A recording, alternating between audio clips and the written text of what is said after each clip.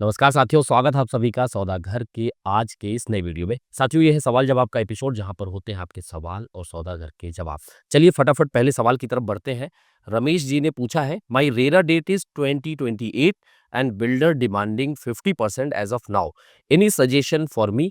देखिए रमेश जी, ऐसे कई सवाल जो है आप लोगों में से कई लोग करते हैं और उनका यही कंसर्न होता है कि अभी तो 2028 यानी कि 3 साल के बाद पोजीशन आने वाला है। अभी आप लोगों ने घर खरीदा होगा या 6 महीने पहले खरीदा होगा, तो आखिर 50% का डिमांड डेवलपर क्यों कर रहा है? ऐसा आखिर होता क्यों है? देखिए, अमूमन जब हम लोग फ्लैट खरीदते हैं तो हमारे मन में क्या आता है कि जिस पेस में कंस्ट्रक्शन होगा, उसी पेस में हमसे डिमांड किया जाएगा और वो बैंक डिस्बर्स करेगी। अब यानी ये क्या हो जाता है, क्योंकि आप लोग समझते भी हैं कंस्ट्रक्शन लिंक पेमेंट प्लान है। लेकिन यहाँ पे क्या होता है, एक फ़र्क है यहाँ पे जो हम सभी को समझना चाहिए और ज़्यादातर बायर खरीदते वक़्त इसे नज़रअंदाज करते हैं या फिर उन्हें समझ नहीं आता है। यहाँ पे जो आपसे डिमांड किया जा रहा है, कंस्ट्रक्शन कितना परसेंट हुआ है, उस बेस पे नहीं किया जा रहा है। क्योंकि जैसे ही आप एग्रीमेंट करते हैं, तो एग्रीमेंट के पहले आपसे 10% ले लिया गया और अगर आप पेमेंट प्लान पढ़ें, तो एग्रीमेंट जैसे ही आप एग्ज़ीक्यूट करके खत्म करते हैं, इमीडिएट फिर आपसे 10% का डिमांड कर लिया जाता है। यानी 20% हो गया और हो सकता है उस समय सिर्फ एक्सकवेशन का काम चल रहा है, यानी एक्सकवेशन तो 20% वर्क नहीं हो सकता पूरी बिल्डिंग का। और जैसे ही प्लिंथ आता है, फिर अगेन 15% का डिमांड हो जाता है। जैसे ही फर्स्ट फ्लोर का या पार्किंग स्लैब कंप्लीट होते हैं, फिर 10% डिमांड कर लिया जाता है। यानी शुरू का जो 1 महीने का वर्क है, 1 से 2 महीने का वर्क है, वहीं पे आपकी जेब से 40, 45, 50% निकल जाते हैं।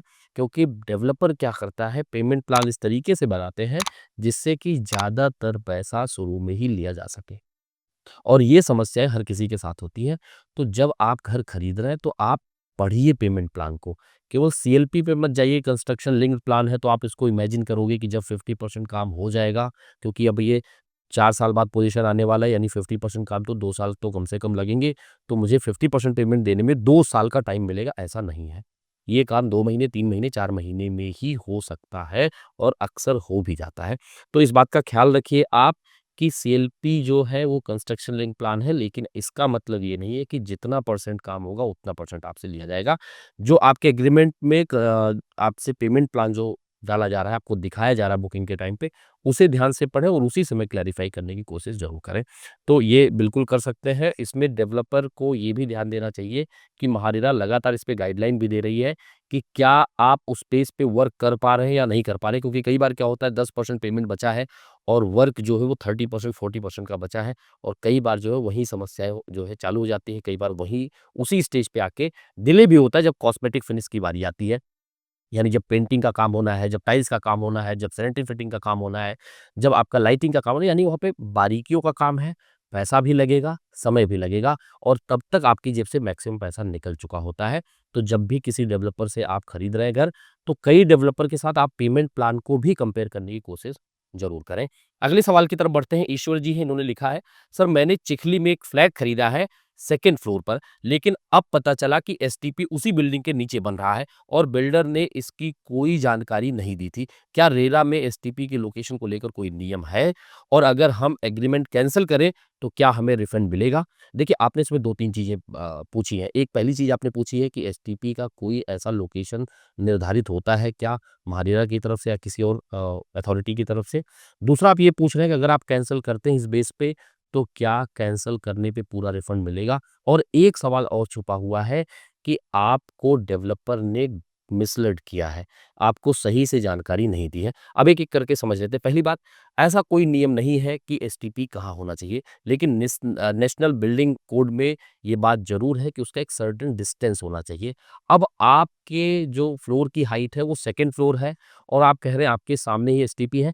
कई बार कई डेवलपर ऐसा करते हैं कि जो सेल ब्रोशर होता है, उसमें एसटीपी को बताने से बचते हैं। क्यों? क्योंकि उनको पता है अगर एसटीपी बता देंगे कि सीवेज ट्रीटमेंट प्लांट यहाँ पे रहने वाला है, तो बहुत से लोग लोअर फ्लोर पे या उस साइड में फ्लैट लेने से बचेंगे। इसके लिए आपको हमेशा महारेरा में जाके जो इनका सैंक्शन प्लान अपलोडेड है, उसे चेक कर लेना चाहिए क्योंकि वहाँ पे आपको एसटीपी का लोकेशन समझ में आ जाता है। अब जहाँ तक आपके दूसरे सवाल का जवाब है कि क्या मैं कैंसल कर दूँ तो मुझे फुल रिफंड मिलेगा? तो यहाँ पे आपको ये प्रूव करना होगा महारेरा में कि आपको मिसलीड किया गया है, आपको ये जानकारी बुकिंग के टाइम पे एग्रीमेंट के दौरान नहीं दी गई थी। कि यहाँ पे एसटीपी आएगा और अब यहाँ पे एसटीपी आ गया। अगर ये आप प्रूव कर पाएँगे, तो आपका पूरा पैसा रिफंड हो जाएगा, या फिर आप वहाँ पे ये भी डिमांड कर सकते हैं कि हमारे फ्लैट का लोकेशन बदला जाए। लेकिन मुझे जहाँ तक लगता है कि रेरा में तो ऑलरेडी ये डॉक्यूमेंट अपलोडेड होते हैं, और जो एग्रीमेंट आपने एग्जीक्यूट किया होगा, जहाँ पे आपने साइन किया होगा लगभग हर पेज पे, वहाँ पे भी सैंक्शन प्लान की कॉपी लगाई गई होगी जिसमें एसटीपी मेंशन्ड है। यानी अगर वो एग्रीमेंट में मेंशन्ड है और वो महारेरा में भी अपलोडेड है, तो आप इस बात को प्रूव कैसे कर पाएँगे कि आपको बेचते वक़्त, बुकिंग के वक़्त, एग्रीमेंट के वक़्त ये चीज़ नहीं बताई गई। इसीलिए लगातार सौदागर क्या कहता है, आपको हर एक चीज़ खुद से वेरीफाई करना है। आप बिल्डर के बातों में मत जाइए, क्योंकि जो सेल्समैन आपको बेच रहा है, वो तो कई तरीके से यही बातें करेगा कि आप कैसे खरीद लें, कितनी जल्दी खरीद लें। उसका काम बेचने का है, ना कि आप उस पे भरोसा कर लें कि ये जो जो कुछ कह रहा है सब कुछ सही है और अब कुछ ऐसा बचा नहीं है जो हमें पूछना चाहिए।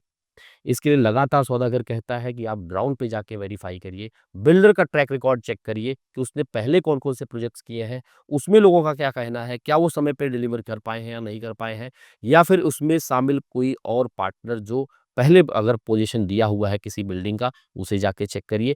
साथ ही साथ आप यह भी देखिए कि महारेरा में उस प्रोजेक्ट के सिलसिले में क्या-क्या डॉक्यूमेंट्स अपलोड किए गए, उसे समझिए। अगर कहीं समझने में दिक्कत आती है, तो सौदागर ने क्वेरी कंसर्न फॉर्म का लिंक डिस्क्रिप्शन में सबसे ऊपर दिया हुआ है। आप अपनी समस्या हम तक थोड़ी में पहुँचा सकते हैं। कोशिश रहेगी सौदागर की कि आपकी समस्या का समाधान जल्द से जल्द किया जाए। लेकिन आपको अपने तौर पे जाके ग्राउंड पे सर्वे करना चाहिए। समस्या आती है तो आप सौदागर की मदद ले सकते हैं, लेकिन आपका पैसा अगर आप ही सर्वे नहीं करेंगे, आप जानने की कोशिश नहीं करेंगे, तो ऐसी चीज़ें आ सकती हैं। तो अगर आप प्रूव नहीं कर पाएँगे तो रिफंड मिलना मुश्किल है।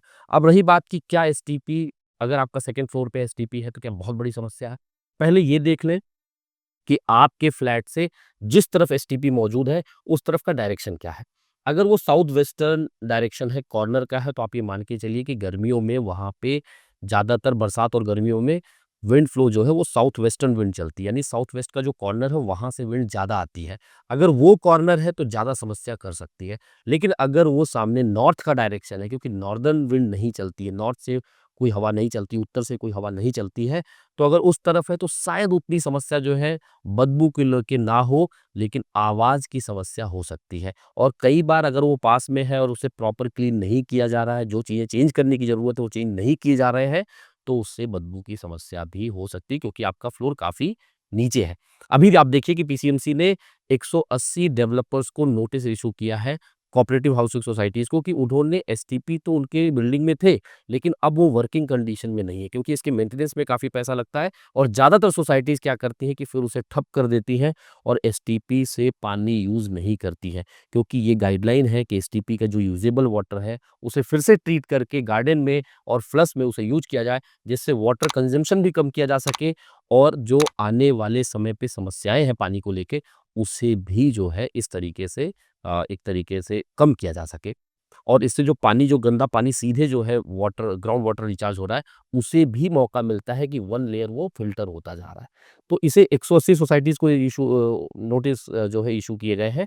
तो आप ये मान के चलिए कि एसटीपी की ये जो समस्याएँ हैं, कई बार ये समय पर चीज़ें नहीं बदली जाती हैं, उस समय आपको बदबू की समस्या और जो उसके मशीनरी की पूरी आवाज़ है, वो आपके घर तक आ सकती है, क्योंकि आपका फ्लोर काफ़ी नीचे है। तो इसे एक बार समझ लें, और अगर आपके एग्रीमेंट में वो चीज़ नहीं है और आपको कम्युनिकेट नहीं किया गया, तो उसे आप प्रूव कर पाते हैं, तो महारेरा में केस करके आप अपने पैसे को रिफंड ले सकते हैं। अदरवाइज़ अगर आपका पैसा अच्छा खासा जा चुका है, तो डिडक्शंस होने वाले हैं, तो आप उसे फिर आगे बढ़ सकते हैं, बशर्ते आप डायरेक्शंस को समझ लें। अगले सवाल की तरफ बढ़ते हैं। लैंड को लेके कई सवाल हमारे पास आए हुए हैं। इसमें एक सवाल पहला जो है, isn't it legal to buy agriculture designated land below 11 gunthas in Maharashtra? देखिए, 11 गुंठा के नीचे अगर आप शेती ना विकास यानी एग्रीकल्चरल नॉन डेवलपमेंट के प्लॉट ले रहे हैं, तो उसका 7/12 आपके नाम पे ट्रांसफ़र नहीं होगा तलाशी ऑफ़िस में। इसका मतलब ये है कि 11,000 स्क्वायर फीट, मोटे-मोटे तरीके से आप समझें कि 11,000 स्क्वायर फीट के नीचे अगर आपके पास ज़मीन है और वो शेती ना विकास ज़ोन का है, एग्रीकल्चरल लैंड है, तो आपके नाम पे वो ट्रांसफ़र नहीं हो सकता है। इसके लिए क्या करना होगा, या तो आप मिनिमम 11,000 स्क्वायर फीट खरीदिए, या फिर आप एनए प्लॉट खरीदिए, या फिर आप ऐसी जगह खरीदिए जहाँ पे पहले ही छोटे प्लॉट का रजिस्ट्रेशन हो चुका है, अब वो रजिस्ट्रेशन आपके नाम पे ट्रांसफ़र हो चुका हो। क्योंकि पहले जो है क्या होता था कि छोटे प्लॉट का रजिस्ट्रेशन हो जाता था, लेकिन इसमें एक रूल लाया गया, टुकड़ाबंदी कायदा जिसे कहा जाता है और इसे इंग्लिश में क्या कहा जाता है वो भी समझ लीजिए। Prevention of fragmentation and consolidation of holdings act 1947।